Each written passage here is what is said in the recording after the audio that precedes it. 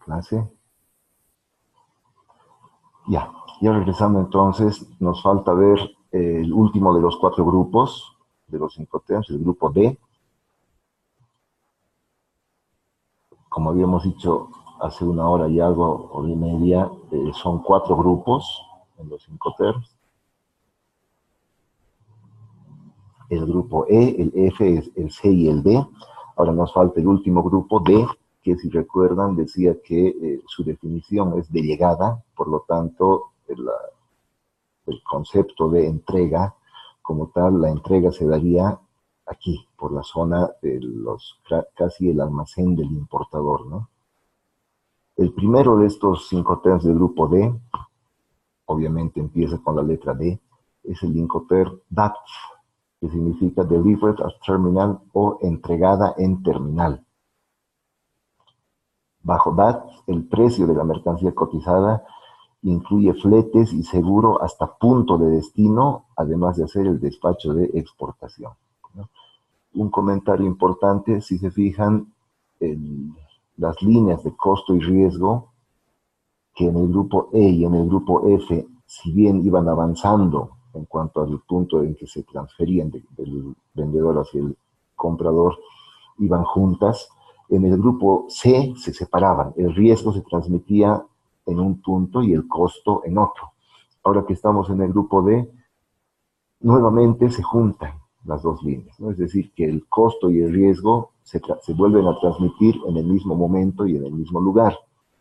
Ese lugar, sin embargo, está mucho más cercano a los almacenes del importador, ya es luego del transporte principal. Entonces, por la aduana del país importador, llegando hacia sus almacenes.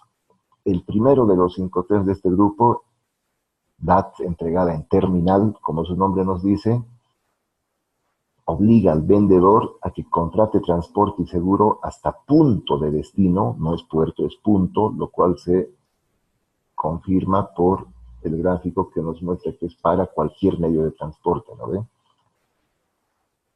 Dice además que el vendedor debe entregar la mercadería descargada en la terminal convenida del país de destino. ¿Por qué habla de terminal y no de puerto? Una vez más, porque es para cualquier medio de transporte. Puede ser una terminal de transporte marítimo, es decir, un puerto, una terminal ferroviaria o una terminal aérea. Y el exportador debe, además, tiene que cumplir con el despacho de exportación. ¿Y qué hace el comprador? Simplemente efectuar el despacho de importación. El punto más importante quizás de este Incoterm se refiere a esto, justamente lo que llama la mercadería descargada en terminal. ¿Por qué hace énfasis en que se entregue en una terminal? Porque solamente en una terminal existe la posibilidad de descargar la mercadería de la manera idónea, ¿no? En un buque es claro, ¿no? Es imposible literalmente descargar un buque si es que no está en el puerto. Un camión ya no es tanto. Un camión, por lo menos en teoría, puede descargar la mercadería en cualquier lugar, en cualquier intersección de carretera, etcétera, ¿no ve? Pero si se utiliza este Incoterm DAT para transporte, digamos, carretero, que se puede utilizar, entonces se debe tener en cuenta que la mercadería se entrega descargada en la terminal del país de destino. También hay terminales para transporte carretero. ¿Y esto por qué es importante? Porque el exportador de un país X se está obligando a descargar la mercadería en el país de llegada.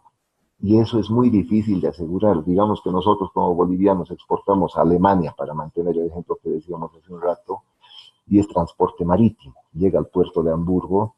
¿Cómo hago yo para garantizar? Para garantizar que se dé el descarguío en el puerto de Hamburgo. A eso me estoy obligando utilizando datos, ¿no? Voy a contratar estibadores en el puerto de Hamburgo. Desde aquí es complicado de hacer y además caro, ¿no? En caso de que se pueda. La mejor forma es casar, si me permiten la expresión, casar la actividad del descarguío al flete, que el flete sí lo puedo pagar. Hay unos términos que vamos a ver en la última diapositiva de hoy que me permiten especificar que al pagar yo el flete como exportador, que tengo que pagarlo, aquí está flete hasta punto de destino. Entonces hay una forma en que yo pueda asegurar para transporte marítimo que ese flete que estoy obligado a pagar hasta el puerto de destino, que ese flete incluya la labor de carguío aquí en el puerto de embarque y el descarguío en el puerto de destino. Entonces, como exportadores debemos ser conscientes de que al momento de utilizar el Incoterm DAT, nos estamos obligando a descargar la mercadería en el país de destino. Y por responsabilidad con nuestra propia seguridad comercial en operación, debemos ser capaces de juntar, de casar esa actividad de descarguío con el flete, porque si no es probable que no podamos cumplir con esa obligación, ¿ya? Entonces, ¿cómo se define DAT en cuanto a la entrega? Dice que la empresa vendedora realiza la entrega cuando la mercancía, una vez descargada del medio de transporte de llegada, se pone a disposición de la empresa compradora en la terminal designada. Se debe descargar en la terminal de destino. Esa es la obligación del exportador. Por eso se hace énfasis en que se tiene que entregar en una terminal, porque ahí está la infraestructura y el personal necesarios para realizar el descarguío. Si se quisiera hacer la entrega por X motivos en el país del importador, pero sin descargarla, entonces el Incoterm a utilizar es DAP, que significa Delivered at Place, entregada en un lugar. Esto de lugar es mucho más amplio, ¿no? Ya puede ser literalmente en cualquier lugar, no necesariamente en un puerto o en una terminal de un medio de transporte cualquiera. Y bajo DAP, ¿qué debe incluir el precio de la mercancía, fletes y seguro hasta punto de destino y el despacho de exportación? Entonces el despacho lo hace el exportador y debe cumplir con la entrega luego del transporte principal, obviamente, hasta el punto de destino, un lugar cualquiera. ¿Qué debe hacer el vendedor? Contratar transporte y seguro hasta punto de destino, entregar la mercadería sobre el medio de transporte de llegada, es decir, que no la descarga. Esta es la gran diferencia entre DAP, que es el Incoterm que estamos viendo, y DAT, que es el anterior. En DAP se entrega la mercadería cuando llega al punto de destino, pero sobre el medio de transporte en el lugar de destino designado. Además debe ser efectuado el despacho de exportación, como ya veíamos. ¿Y qué debe hacer el comprador? Descargar la mercadería, ¿no? Como la mercadería de parte del exportador, como dice aquí, se entregaba sobre el medio de transporte, ¿quién descarga la mercadería? El exportador, quien además debe efectuar el despacho de importación ante su propia aduana. Esto permite, por ejemplo, que la mercancía se entregue en una carretera, en una frontera incluso. Si pensamos un poquito en importaciones hacia Bolivia, la mercancía que entra por Arica, perdón, la mercancía que entra por Arica cruza la frontera en Tambo Quemado y desde ese punto, independientemente de la ciudad a la que esté destinada esa carga, debe llegar hasta Patacamaya. Ahí es la intersección que toman a la izquierda los vehículos que van a La Paz y a la derecha los que van a Oruro, Cochabamba y Santa Cruz. Hasta Caracollo van todos juntos. De Caracollo seguirán rectos los que van hasta Oruro y tomarán luego de la izquierda los que van a Cochabamba y Santa Cruz. Menciono esto porque para fines de optimización en cuanto al costo de transporte, un importador boliviano que vaya a llevar mercancía a más de una ciudad y la traiga por Arica, podría querer que el transporte principal se la entregue en el último punto en el que la mercadería va a ir de todas formas, independientemente de la ciudad a la que esté destinada, es decir, Patacamaya. ¿Por qué? Porque es más barato pagar el flete de un camión que lleve mercancía al flete que me podrían cobrar 2 o 3 camiones que lleven la misma mercancía, pero en cantidades menores, ¿no? Entonces, si yo, importador boliviano, quisiera que por ese motivo me entreguen la carga en Patacamaya, no puede utilizar el Incoterm anterior, DAT, porque Patacamaya no es una terminal y mi proveedor extranjero difícilmente va a poder conseguir personal que descargue la mercadería en Patacamaya. Pero para esa situación se presta mucho mejor el Incoterm DAP, entregada en un lugar. ¿Qué lugar? En este ejemplo nuestro, Patacamaya. Entonces, el transporte internacional llegará hasta Patacamaya y me entregará la mercadería, como dice aquí, sobre el medio de transporte de llegada. Llegará el camión, abrirá las puertas o lo que se entienda por entrega de mercadería, dependiendo si está en contenedor o no. Y ¿quién debe hacerse cargo del descarguío? Yo, como importador. Aquí dice que se debe descargar la mercadería, ¿verdad? Es más fácil, obviamente, para el importador boliviano contratar personal en Patacamaya para que haga el descarguío y el transbordo a otros medios de transporte, que si lo hiciera, que si la contratación de ese personal tendría que hacerlo el exportador extranjero. Entonces, para esos casos, sería mejor utilizar el Incoterm DAP con P, que en su definición dice que la empresa vendedora realiza la entrega cuando la mercancía se pone a disposición de la compradora en el medio de transporte de llegada preparada para la descarga, ¿no? Ahí hace énfasis en que no debe estar descargada. ¿Quién descarga, por lo tanto? El importador. Y este es el último de los Incoterms del grupo D, y de hecho el último de los 11 Incoterms. Es DDP, que significa Delivered Duty Paid, que se traduce como entregada derechos pagados. ¿Recuerdan cuando veíamos Ex-Works decíamos que de los 11 Incoterms que existen en esta versión 2010, en 9 de ellos el exportador hace el despacho de exportación y el importador hace el despacho de importación? Y mencionábamos que de los otros 2 Incoterms, que son la excepción a esta regla, uno era Ex-Works, en el que el vendedor no hacía prácticamente nada.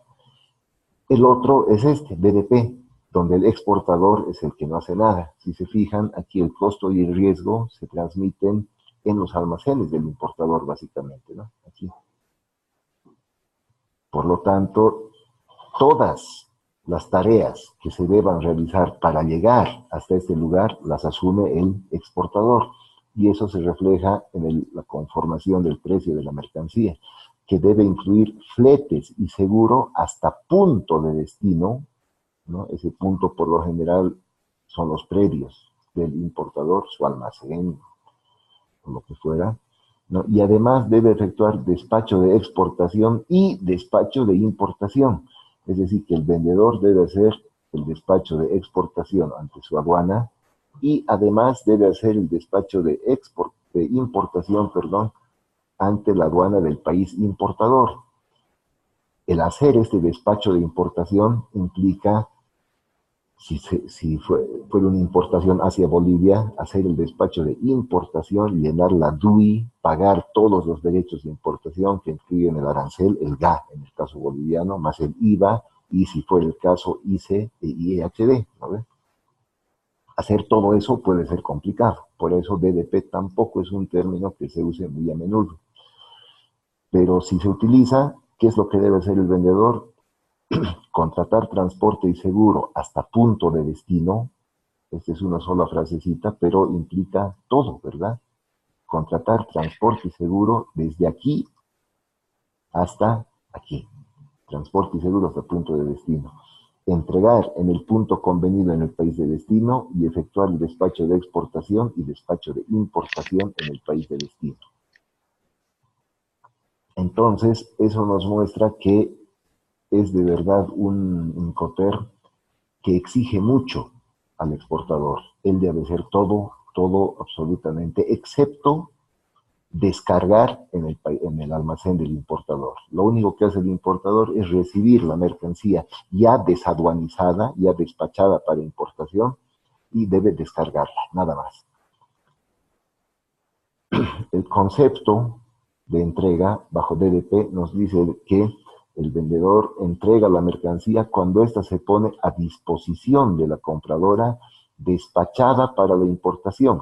y eso ya nos dice que todo lo que está por detrás de esto también lo ha hecho el exportador, ¿no? En los medios de transporte de llegada, preparada para la descarga en el lugar de destino designado. En un ejemplo muy simple, casi caricaturesco del importador, podríamos decir que BDP se utiliza cuando el importador no desea, no quiere saber nada de Incoterm, ni despachos de aduana, ni nada de eso, ¿no? Para decirlo en términos muy gráficos, digamos, un importador flojo, que no quiere o no puede hacer ningún trámite, entonces no desea hacerlo, ¿no? Eso, medio caricaturizado, sirve para dar la idea general de lo que es el Incoterm TDP, aunque hay algunos casos en que sí se justifica la utilización de este Incoterm.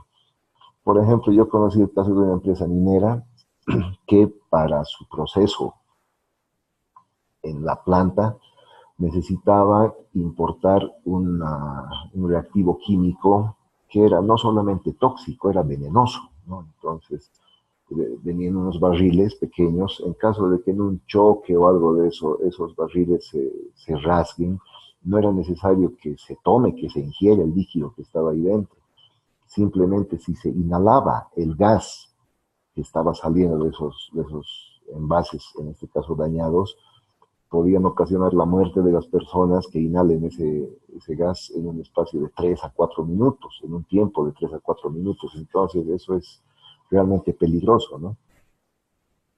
En ese caso, esa empresa compraba DDP, porque era tal la toxicidad de esa mercadería que incluso en el medio de transporte se llevaba, además del habitual kit de primeros auxilios, etcétera, un kit especial que tenía unas inyecciones que en caso de accidente, esas inyecciones tenían que colocarse al corazón de las personas que habían sido afectadas por esta mercancía en esos 3 a 4 minutos que les decía que ocasiona la muerte, ¿no? Entonces, como el riesgo que representaba esa mercancía era demasiado alto, entonces esta empresa optó por asumir el riesgo aquí. Por eso dejaba que todo el tramo, en cuanto al riesgo potencial que implicaba, que todo ese riesgo sea asumido por el vendedor, por el proveedor. Y tiene lógica, no solamente por nuestra aversión natural al riesgo, sino que esta empresa importadora boliviana compraba eso, creo, 1 o 2 veces al año. Entonces era muy difícil que tenga personal permanente entrenado para utilizar ese otro kit de auxilios médicos, etcétera, a diferencia de la empresa vendedora, que como vivía de eso, vive de esa empresa, entonces obviamente tiene personal que está todo el tiempo trabajando con eso. Entonces es mejor por un criterio no de no asumir riesgos, sino solamente por un criterio de medición de eficiencia, es mejor que esta empresa, que en su día a día trabaja con ese tipo de mercancía tan venenosa, que ellos se hagan cargo del riesgo hasta la entrega en el almacén del importador. Entonces ellos hacían el despacho de exportación, elegían el medio de transporte principal, llegaban a puerto de destino, cruzaban la frontera, se entregaba por Antofagasta eso, salían de Antofagasta, cruzaban por Avaroa, llegaban hasta Potosí, donde estaba esta empresa, y entregaban en los almacenes de la empresa. ¿En qué momento se hacía dueña la empresa de esa mercancía? Cuando estaba en su almacén, no antes. Sí, después de hacer el despacho aduanero, incluso antes de llegar al almacén, por aquí había un accidente, eventualmente con muertos incluso. La empresa importadora no tenía por qué hacerse cargo de eso. Si alguna autoridad, digamos hasta policial, le decía, esta carga suya ha sufrido un percance y han habido tantos muertos, la empresa con total honestidad puede decir, lo lamento mucho, pero yo no tengo nada que ver. Esa mercadería no era mía, pero la factura está a su nombre. Sí, pero yo la compré bajo BDP. La entrega, que veíamos hace un minuto y ponemos aquí nuevamente, la entrega se da cuando se ponga a disposición de mi empresa en el lugar de destino designado. ¿Cuál era este lugar de destino designado? Mi almacén. Y esa carga no ha llegado a mi almacén. Por lo tanto, no es mía. Y tendría razón. ¿De quién es entonces la mercancía? Todavía del proveedor extranjero. Ellos son los que tienen que correr con indemnización. sanciones o lo que fuera, o incluso responsabilidades legales de lo que pudo haber pasado con esa carga. Entonces, ese es, creo, un buen ejemplo que sirve para mostrar que este Incoterm DDP se puede utilizar en algún caso bajo un criterio bastante lógico, ¿no? No simplemente porque no se quiera o no se pueda hacer cumplir con parte del trabajo logístico que implica una operación de compraventa internacional.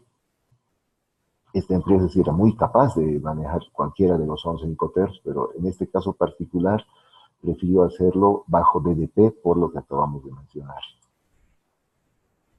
Ese es el último de los Incoterms,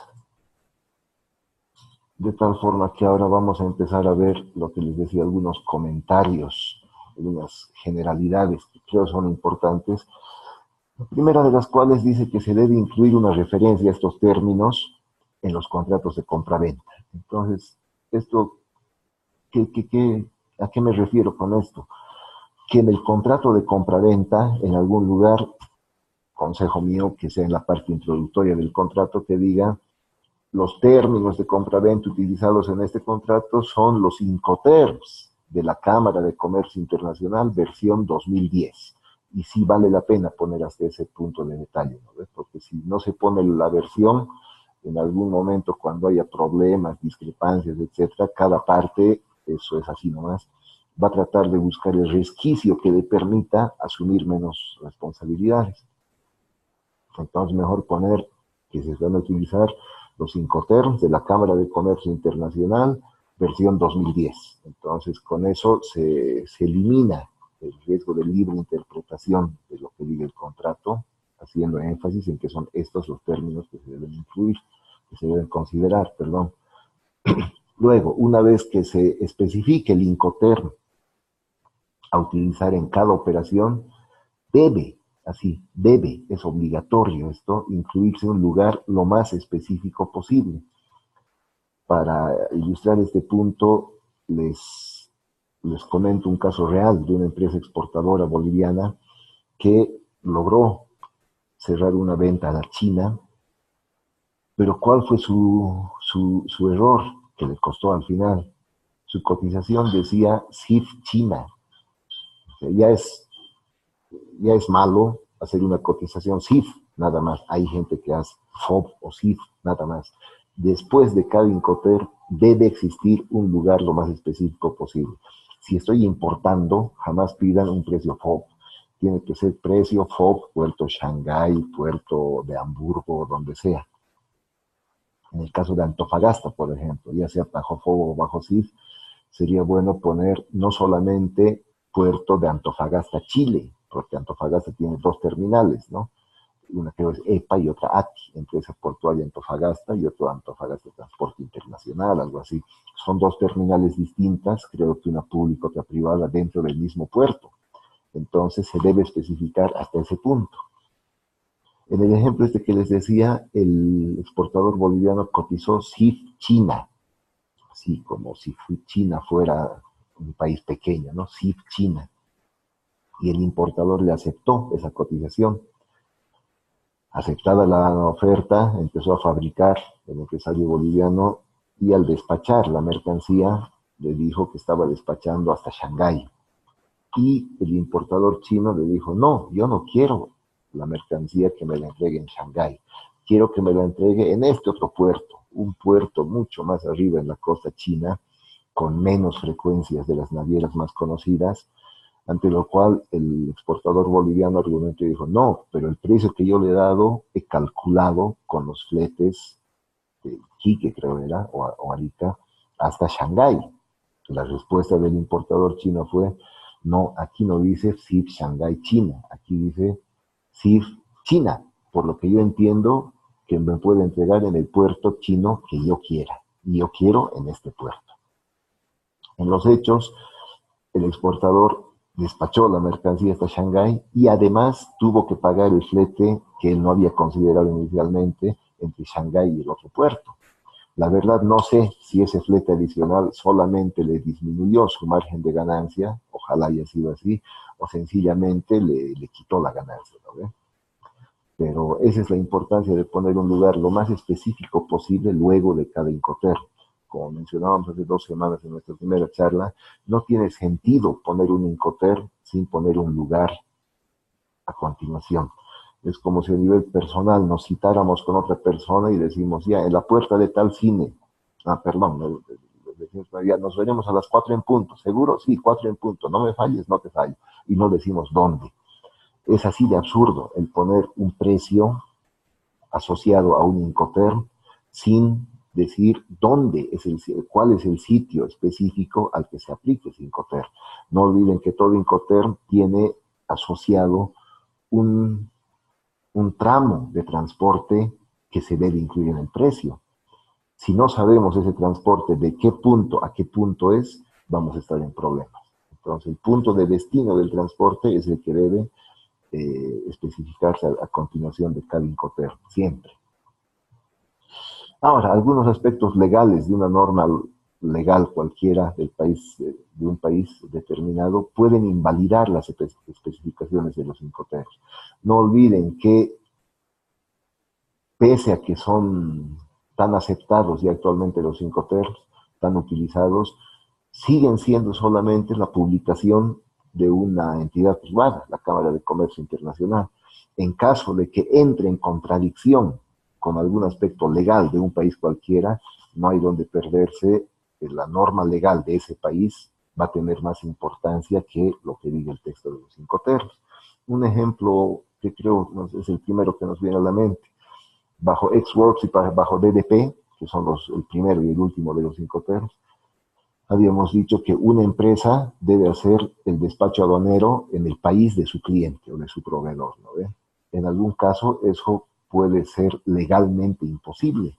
Aquí, por ejemplo, la aduana exige que para importar o exportar uno se registre como importador o exportador, ¿verdad? Y ese registro implica el presentar un NIT, un carnet de identidad al menos, ¿no? Si fuera imposible hacerlo de otra manera, entonces en Bolivia no se podría utilizar Ex-Works para exportar, ni DDP para importar. Hasta donde sé, sí se lo hace a través de un poder que se dé a un agente aduanero o algo así. Pero en caso de que la ley no permitiese eso, pues no se podrían utilizar esos términos. Ese es un ejemplo nada más. Cualquier especificación de uno de los Incoterms que entre en contradicción con una norma legal de uno de los países involucrados, pues no se puede aplicar, hay que buscar otro Incoterm. Ahora bien, el texto de los Incoterms está redactado en 2 columnas, la columna A y la columna B. Cada columna tiene una serie de puntos, A1 y al frente B1, A2, B2, etc. A6 y B6 creo es, por ejemplo, lo que se refiere al seguro del transporte principal. Perdón. En el caso de que el transporte inicial, el despacho de exportación, digamos, que es el que primero se da, ¿no? En el caso de FOB, por decirles uno cualquiera, dirá despacho de exportación. A3, si fuera el punto, no estoy seguro que sea, dice, es obligación del exportador. Y en la columna gemela al frente, que se refiere al importador, por lógica va a decir ninguna obligación. ¿Por qué? Porque si un despacho aduanero lo hace una empresa, la otra empresa no tiene ni puede de hecho hacerlo. Y así son la mayoría de los puntos. Lo que dice que una empresa está obligada, la otra va a decir ninguna obligación en cuanto a pago de fletes, etcétera, ¿no? Hay, sin embargo, en el grupo C, en CFR, por ejemplo, o en CIF, en esos casos sí se respeta aquello de que bajo CIF, digamos, quien está obligado a contratar el seguro, bajo CIF, ¿quién contrata el seguro? La empresa exportadora. La empresa importadora va a decir ninguna obligación. Y si llegamos hasta el grupo D, en DAT, si se aplicara a transporte marítimo, entregada en terminal, ¿se acuerdan? Con la contratación del seguro del transporte principal, en la columna del exportador va a decir ninguna obligación. Y en la columna del importador también va a decir ninguna obligación. ¿Por qué? Porque estas obligaciones se refieren, como dice aquí, a la obligación de una parte frente a la otra. Si yo exporto bajo el Incoterm DAT entregado en terminal, estoy obligado frente a mi empresa compradora en el extranjero a contratar el seguro del transporte marítimo. No, la verdad no estoy obligado frente a la otra empresa. Estoy obligado frente a mi propio interés, ante mi sentido común si quiere. Pero ¿por qué no estoy obligado ante la otra empresa?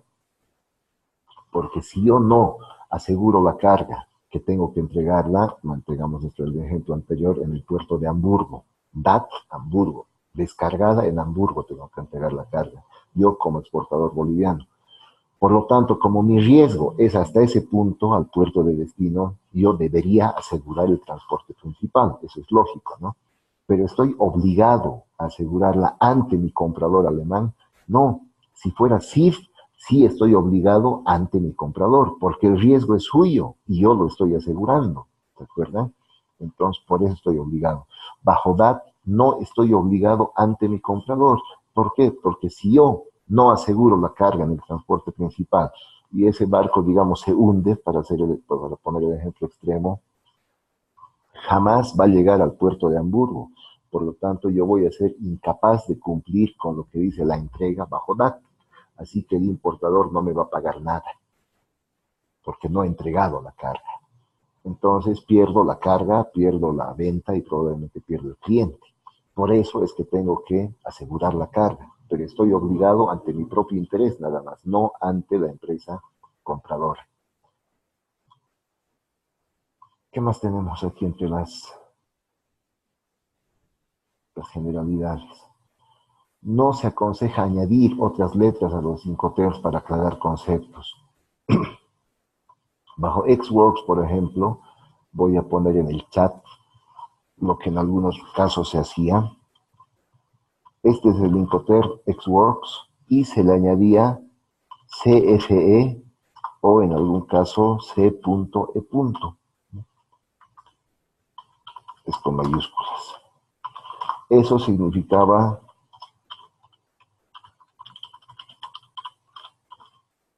Cleared for Exports. Bueno, tengo todas las mayúsculas al revés. Entonces se ponía Xworks Cleared for Export, como está aquí en el chat, ¿no? ¿Qué significaba eso? Despachado para exportación. En realidad, ¿qué decía, qué implicaba este Xworks Cleared for Export? Xworks dice que la mercadería se entrega sin despachar para exportación.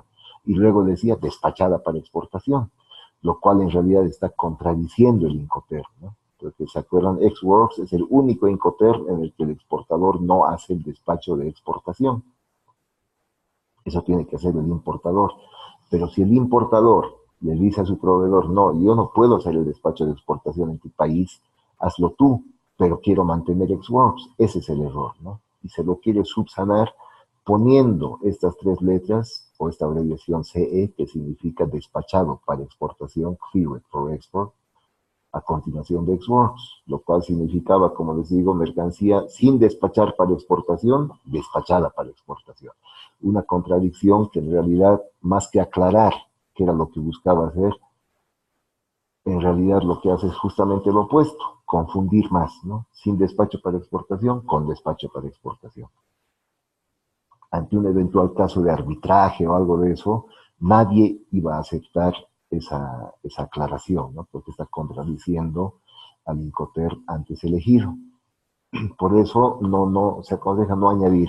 Si la verdad un Incoterm no se adecua a nuestros requerimientos, a nuestras preferencias comerciales, en vez de buscar aclarar las cosas a través de más letras, buscamos otro Incoterm.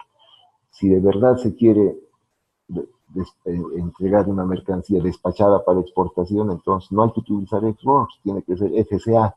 ¿Cuál es la diferencia respecto a Xworks? Solamente el carguío de la mercadería en el almacén del exportador, ¿no? Parece mejor utilizar un FCA almacén del exportador en vez de ese Incoterm que estaba en el chat, Xworks Cleared for Export, almacén del exportador. Eso no tiene ningún sentido.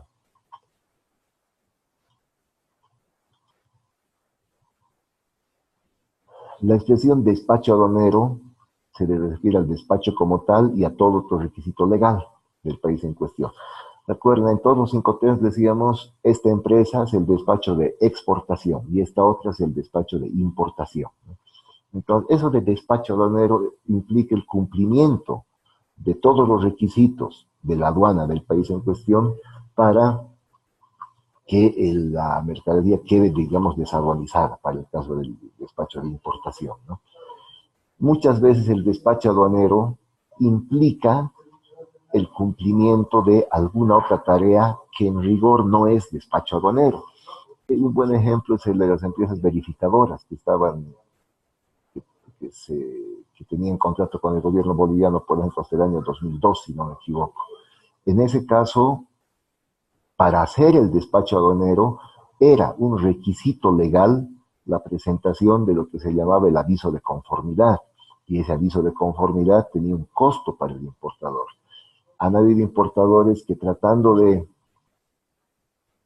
interpretar literalmente lo que dicen los Incoterms decía, no, yo voy a hacer el despacho aduanero, que es lo que me corresponde según el Incoterm que hemos elegido. Pero como en el texto de los Incoterms no habla nada de empresas verificadoras ni de avisos de conformidad, el costo de ese trámite no lo voy a asumir yo. Entonces, por eso este párrafo está extraído de la publicación de los Incoterms, ¿no? Y aquí dice que el despacho aduanero incluye no el despacho como tal solamente en cuanto a trámite ante la aduana de un país, sino también incluye cualquier otro requisito legal que sea necesario para hacer el despacho aduanero, como era el caso de los avisos de conformidad. Entonces el importador, después de esta aclaración, estaba obligado para hacer el despacho aduanero también asumir el costo y el tiempo de trámite de ese famoso aviso de conformidad, que oscilaba, empezó creo con algo más del 2% sobre el valor FOB de importación y acabó con algo así como el 1%. Pero de todas maneras era un requisito legal. No se puede hacer en ese momento, no se podía hacer el despacho aduanero sin presentar este otro requisito legal, en el ejemplo que ponemos, el aviso de conformidad. Por lo tanto, la empresa obligada a hacer un despacho aduanero debe cumplir con el despacho como tal y con cualquier otro requisito legalmente exigible para hacer ese despacho aduanero.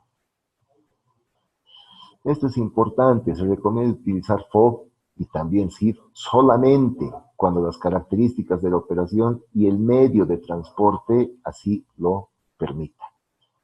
Hay una tendencia, no solamente en Bolivia, pero creo que es en los países que más se da, a utilizar FOB y CIF cuando se debe y cuando no se debe, ¿no? Entonces, lo más importante, FOB y también CIF, solamente cuando el medio de transporte sea vía navegable, por vía navegable. Es decir, no puede utilizarse ni FOB ni CIF cuando no hay un barco de por medio.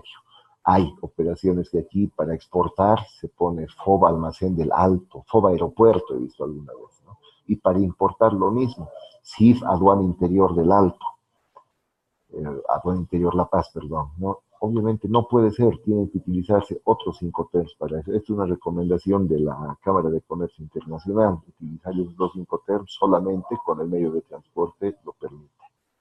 Esto ya hablábamos de dos columnas recíprocas, la A y la B. La A hace referencia a las obligaciones del vendedor y la B a las del comprador. Esto que hemos estado hablando también, el concepto de entrega tiene dos vertientes, digamos, ¿sabes? El momento y el lugar, en el que el riesgo de pérdida de daños y el consiguiente costo del traslado se transmite del vendedor al comprador. Hay dos errores en los que normalmente se incurre al hablar de los Incoterms. El primero de esos errores es creer que los Incoterms se aplican al contrato de transporte, y no es así. En el contrato de transporte puede o no figurar el Incoterm. Si figura, la verdad no perjudica, pero podría no estar tranquilamente. Al transportista se le contrata para llevar cierta mercancía del punto A al punto B. El que lo contrate va a ser el que, según el Incoterm elegido, esté obligado a hacer ese transporte, pero no tiene por qué figurar el Incoterm en el contrato de transporte. Donde sí tiene que estar y no puede faltar es en el contrato de compraventa. Aquí sí tiene que ponerse el Incoterm. En el de transporte, no necesariamente. Y el otro error es creer que la elección de un Incoterm exime a las partes de cualquier otra consideración, y tampoco es así.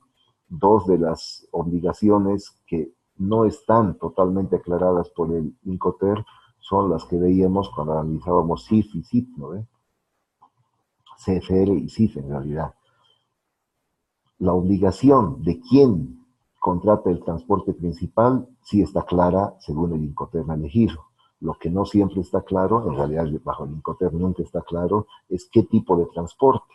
Y lo mismo con el seguro, ¿no? Entonces, ¿dónde decíamos que se puede aclarar esa obligación de detallarla un poco más en el mismo contrato de compraventa, ¿no? Para que bajo CFR o bajo CIF más bien, el exportador sepa que está obligado a contratar el transporte, pero en el contrato de transporte de compraventa se le dirá qué características debe tener el transporte y bajo CIF qué características debe tener el seguro que debe contratar para ese transporte, ¿no? Entonces, el Incoterm no define totalmente eso, pero se puede completar la definición en el artículo siguiente a la de la especificación del Incoterm en el contrato de compraventa. Refiriéndonos un poco a los grupos de los Incoterms E, F, C y D, el contrato E, el grupo E es el que menos exigencias le da al exportador, ¿no? Menor responsabilidad le asigna. Pero por otra parte es el menos competitivo para el país, porque si alguien, una empresa peruana, digamos, que venga a comprar al país o brasilera, de un país fronterizo, pongámonos como ejemplo, y compra en el almacén del exportador, él se hace cargo de todo el resto. Una empresa brasilera que compre Ex-Works Santa Cruz de la Sierra, digamos. ¿Qué empresa transportista creen que va a contratar? ¿Una boliviana o una brasilera? Por lo general, una de su propio país, por lo cual el valor agregado que se le podría dar a esa empresa, a esa venta, perdón, a esa exportación, se pierde. Ese valor agregado, el básico va a ser el transporte y además el seguro. Por lo general, el importador extranjero que compre bajo Ex-Works, ese flete y ese seguro que implican valor agregado los va a contratar con una empresa de su país, lo cual se deja que quita clientes, por decirlo de alguna manera, elimina el valor agregado de mano de obra boliviana.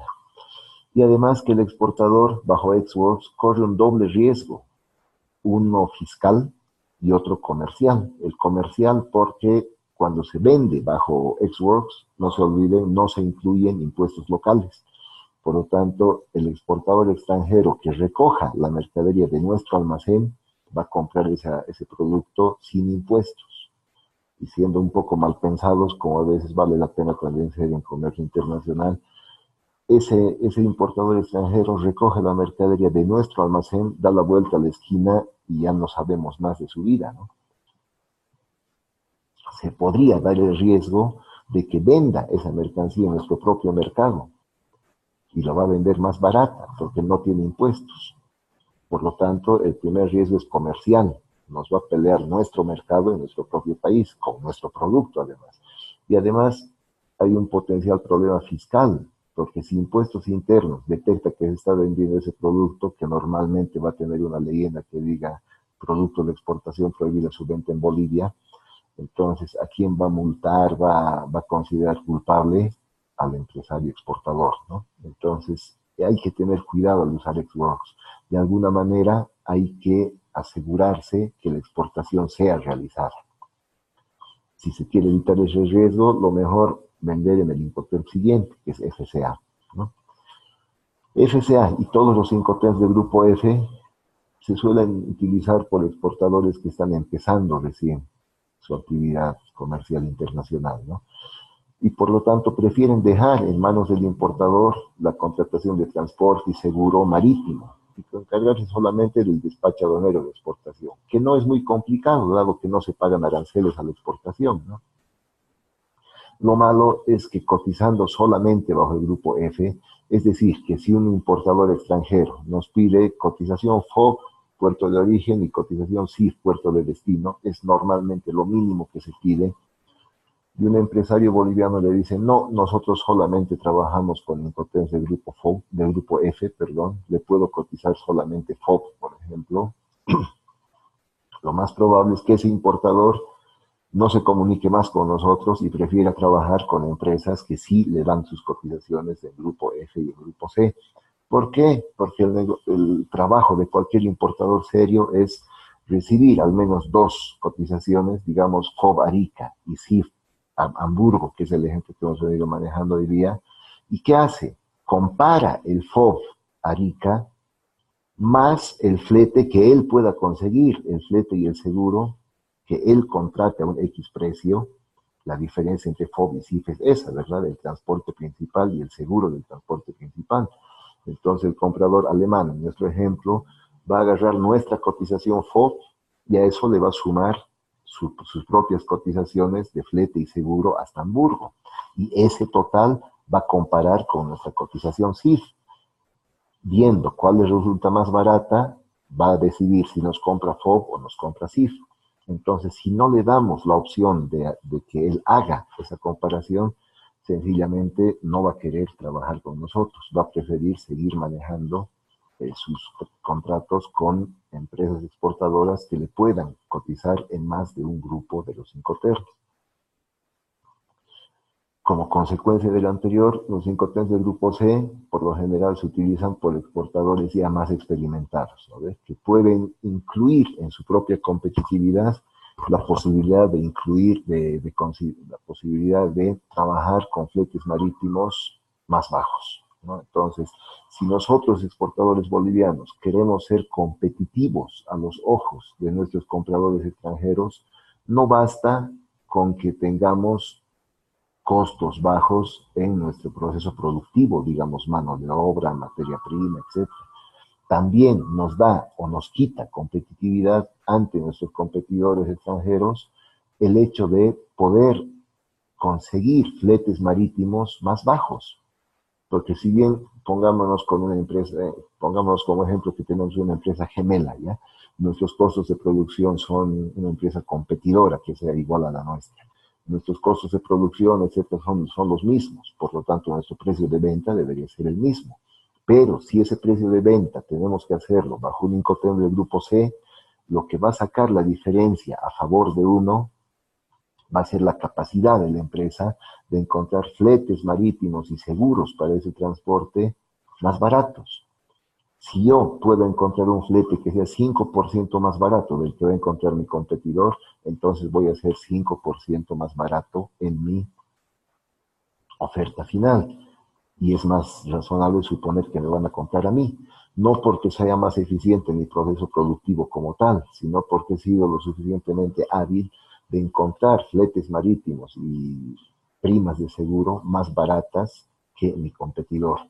Entonces, eso también da competitividad a las empresas exportadoras. Y por último, en el grupo D, se aconseja que sean utilizados los Incoterms del grupo D solamente por empresas que tengan presencia en el país de destino, ya sea una sucursal, una filial o algo similar. Porque eso permite que en caso de que se presente algún problema en el país de destino, tengamos a esa persona ahí que pueda dar una solución. Si no tenemos a nadie, hagan de cuenta que hemos vendido DDT y el importador nos dice, no, no, la aduana no quiere desaduanizar, arreglen ese problema. Como exportadores bajo DDT, estamos obligados a nacionalizar la empresa, la mercadería en el país de destino. Y si no tenemos nadie que pueda hacerse cargo de esa labor allá, entonces es hasta irreal pensar en viajar para hacer eso, ¿no ve? Como dice aquí, resolver problemas en el país de origen, desde el país de origen, resolver problemas, perdón, en el país de destino, desde el país de origen, es complicado y costoso. Entonces, mejor utilizar Incoterms del grupo D solamente cuando se tenga presencia en el país de destino, a través de alguien. En resumen, cada empresa, sea importadora o exportadora, debe también ponderar, considerar la experiencia y la capacidad logística en comercio exterior que tenga su contraparte en la compraventa internacional, porque esa habilidad de la otra empresa también va a favorecer a la nuestra, ¿no? Y eso se traduce en la obtención de costos más bajos para los servicios asociados. Básicamente, fletes y seguros, que también podría incluir algún tipo de certificaciones. Y ahora nos vamos a referir al transporte en contenedores, ¿no? Cuando se vende bajo FOB y la mercadería esté contenedorizada, que es lo más habitual, desde la misma publicación de la CCI se aconseja no utilizar FOB.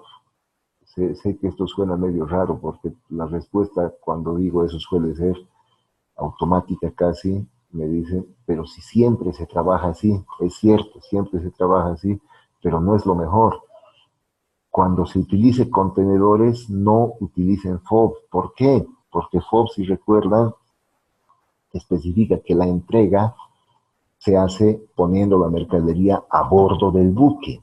Y cuando la mercadería está en contenedor, esa labor de poner a bordo del buque no está en manos del exportador.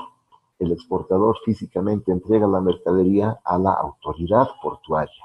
Esta la lleva al patio de contenedores y en el momento en que el buque atraque, pondrá el contenedor a bordo del buque. Pero esa labor no está bajo control del exportador. Por lo tanto, se recomienda, cuando se esté utilizando mercadería en contenedores y el medio de transporte sea marítimo, se recomienda no utilizar FOB. En vez de ello, se debe utilizar FCA. ¿Ya? Así se elimina el riesgo de incumplimiento de una tarea que no está bajo nuestro control. Por eso en la publicación 2010 ya, que es la versión actual de los 5TER, dice literalmente, puede que FOB no sea apropiado cuando la mercancía se pone en poder del porteador antes de que esté a bordo del buque, como ocurre, por ejemplo, con la mercancía en contenedores, ¿no? Que se entrega habitualmente en una terminal. Es decir, no se entrega a bordo del buque. Si no es una tarea que esté bajo nuestro control, mejor no asumir la obligación de llevarla a cabo, ¿verdad? En tales situaciones se debería utilizar FCA. Y lo mismo para CIF. Si es en contenedor, no usar CIF. ¿Cuál uso entonces? CIP. En vez de FOB, FCA. Y en vez de CIF, CIP. Y con esto ya vamos terminando. Pues de hecho terminó ya.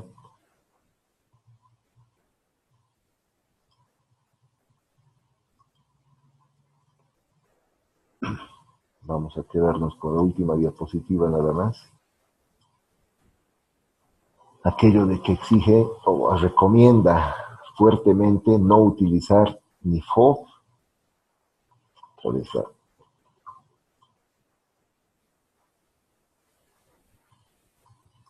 No utilizar ni FOB ni CIF, ¿no? Sino utilizar FCA y CIP, el primero en lugar de FOB y el segundo en lugar de CIF. Ya, entonces, hasta ahí es el desarrollo de este tema de los 5TERs. Acabo de activar el micrófono de todos para ver si es que tienen alguna pregunta, entonces nos quedan todavía algunos minutos para absolverlas, responderlas, así que quedo a sus órdenes para cualquier consulta que tengan.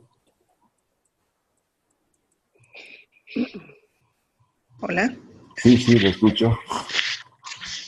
Una consulta. Hablábamos del tema de los contratos de compra-venta, donde se podían estipular algunas condiciones particulares en cuanto, o específicas en cuanto al Incoterm utilizado.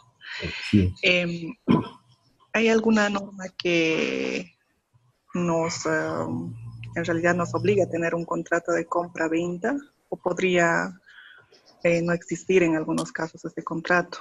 Ok, no, esa es una excelente pregunta, algo que se me fue a comentar. De hecho, debería existir un contrato, en tanto el contrato refleja el acuerdo en todos los puntos al que han llegado entre comprador y vendedor, ¿no? Entonces, el contrato en esos casos es un documento protocolizado muy formal, ¿no? Que diga artículo 1, objetivo del contrato, artículo 2, partes intervinientes, etcétera. Se puede dar, y de hecho es hasta aconsejable tener un contrato de compraventa de ese tipo, sobre todo en las primeras operaciones que se dan entre dos empresas. Pero en la vida real no siempre se da, pues, ¿no? Se puede llegar a un acuerdo de una forma distinta a un contrato totalmente formal. Entonces, para fines prácticos, se considera como contrato, por ejemplo, a una factura pro forma aceptada, a una nota de venta, a una nota de pedido, perdón, respondida de manera afirmativa por el exportador, o incluso a un conjunto de correos electrónicos, porque actualmente se da pues esa forma de contacto entre empresas, ¿no? Por correo electrónico, incluso por WhatsApp, alguien puede decirle, he visto su oferta en la página web de su empresa y me interesa comprarle tal cosa, ¿cuál es el precio? Entonces el exportador contestará bajo qué Incoterm desea, bajo SPOB y CIF en tales puertos. Entonces hay una serie de correos electrónicos intercambiados que pueden considerarse como contrato. La condición para que esto ocurra es que en esos correos electrónicos o en la factura pro forma o lo que fuera, estén claramente definidos todos los aspectos que deben estar definidos en un contrato. Partes intervinientes, el objeto de la transacción, el precio, bajo un Incoterm desde ya, el medio de pago, la condición de pago, descuentos si los hubiera, etcétera, ¿no? Entonces, si toda esa información está en algún lugar que puede ser utilizado como respaldo, entonces para fines prácticos eso constituye en sí lo que se adecua a lo que hemos estado comentando como contrato de compraventa, ¿no? De hecho, mencionamos que en el contrato se podían poner alguna cláusula que aclare el tipo de transporte y el tipo de seguro que vaya a contratar el exportador. Entonces, lo mismo se aplica aquí. Si son correos de ida y vuelta, en esos correos, luego de haber especificado el Incoterm, deberá especificarse, en caso de CIF o CIP, cuáles van a ser las condiciones, las características del transporte y del seguro a contratar por la empresa exportadora.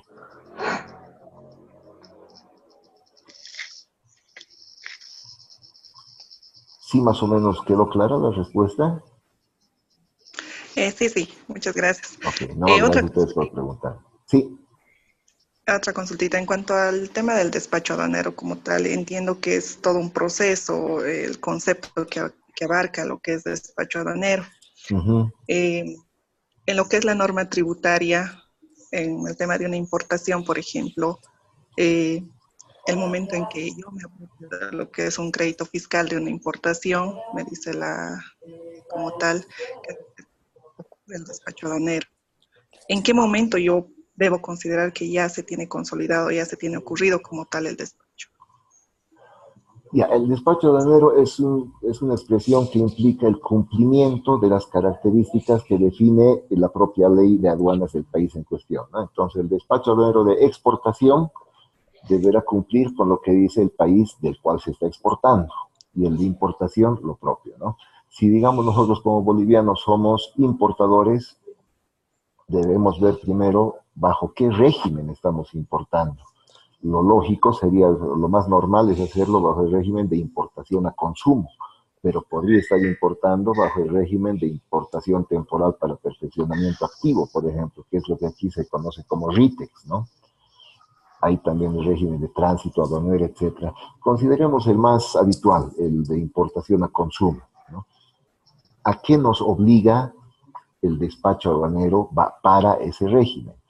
A primero presentar la documentación, eso seguramente lo van a ver en el módulo de regímenes aduaneros, pero adelantándonos un poquito, para importación a consumo deberemos presentar todo el juego de documentos para que la aduana valore primero la mercancía, lo cual implica presentar la factura de exportación, la lista de empaques, si fuera el caso, el certificado de origen, si fuera necesario, más los documentos de flete y de seguro que permitan a la aduana poder valorar la mercancía hasta la frontera de entrada, es lo que pide la aduana, ¿no? ¿Qué más debería pedir o presentar, perdón, algún tipo de certificación que se pida para ese tipo de producto en particular. Digamos que fuera algún producto comestible, entonces deberá haber algún certificado sanitario que respalde las características de ese producto. Si estoy importando de un país con el cual tengo algún acuerdo comercial y quiero acogerme a preferencias arancelarias, entonces deberá también presentarse el certificado de origen de ese producto, ¿no? Eso tiene que ser proporcionado por el exportador.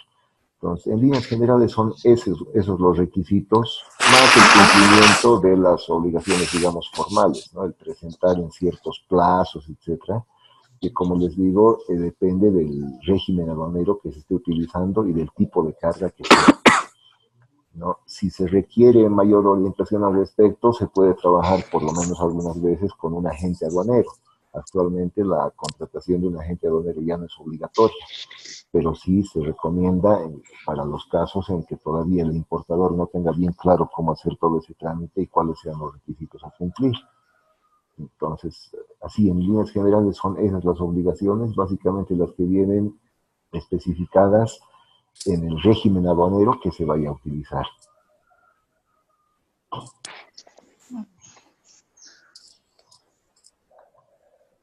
Perdón, pero esto implica, bueno, lo que usted me ha mencionado son todas las condiciones que se debe presentar para iniciar lo que es el despacho. En realidad no Pero para bueno, lo que yo... iniciar, para hacer el despacho hay que presentar esos documentos que mencionaba ante la administración aduanera, sea como importador o a través de un agente aduanero. Eso tiene que presentarse ante la aduana Pero para una vez que... presentados todos estos requisitos, hay un tiempo que, bueno, la aduana hace todo el trámite, dependiendo del canal al cual sea sometida la importación y demás, transcurre un tiempo, que no precisamente mi despacho concluiría el día que yo he presentado todas estas condiciones, sino tal Claro, vez el día en que la aduana me diga, este es el importe a pagar por concepto de exacto. los aduaneros Sí, sí, sí. y concluiría el despacho, que podría ser al siguiente mes incluso Claro, de la ahí ya importación. depende de cómo se trabaje, ¿no ve? Y también del canal que salga. Si es canal verde, pues va a ser todo más rápido, ¿no? Si es amarillo, ya una fiscalización documental, y si fue la canal rojo, es una fiscalización, una inspección física de toda la mercancía, ¿no? En algún caso se puede pedir despacho anticipado o despacho de emergencia, lo cual acelera los tiempos para ser considerados por la aduana, ¿no? Aunque esa solicitud debe estar respaldada en características propias del producto. De todas formas, una vez que se dé el tiempo que usted menciona, sí, lo que corresponde es pagar los impuestos y los aranceles que se apliquen a cada caso, y con eso ya se saca físicamente la mercancía de la aduana.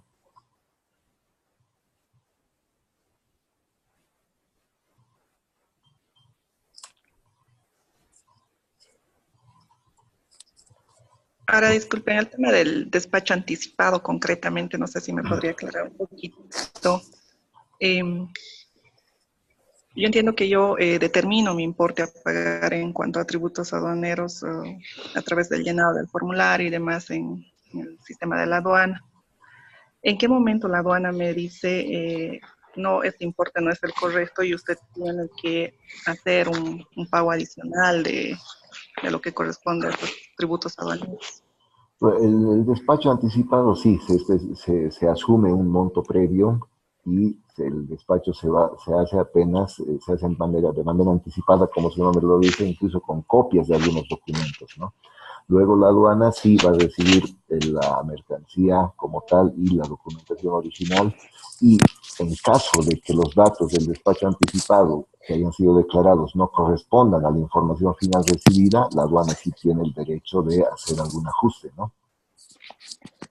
Que no debería darse si es que la documentación que se ha presentado y todos los montos que se han presentado en forma anticipada sean los correctos, sean los que finalmente se demuestran con la presencia de la mercadería como tal y con la presentación de la documentación original. Básicamente el despacho anticipado se da por condiciones de riesgo de la mercancía, o porque es mercancía perecedera, ¿no? Que no puede permanecer mucho tiempo en almacén.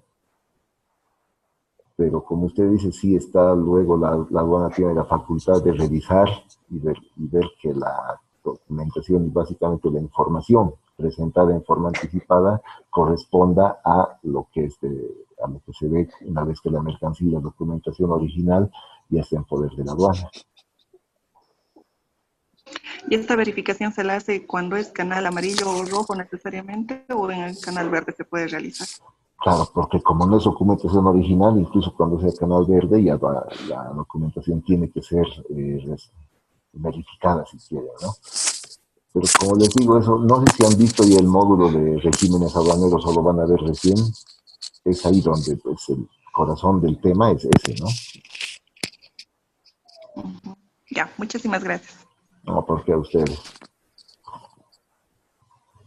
Ok, entonces, si no hay más preguntas, el chat también está habilitado para los que no tengan micrófono.